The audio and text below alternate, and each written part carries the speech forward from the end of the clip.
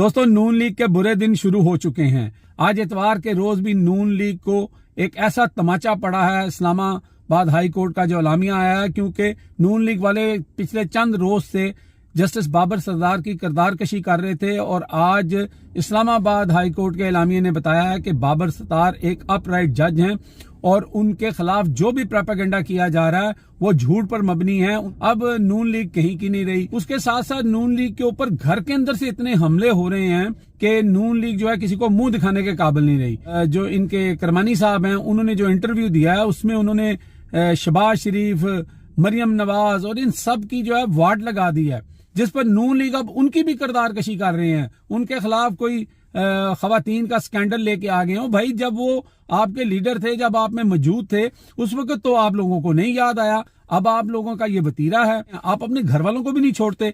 तो ये है जी नून लीग का असल चेहरा।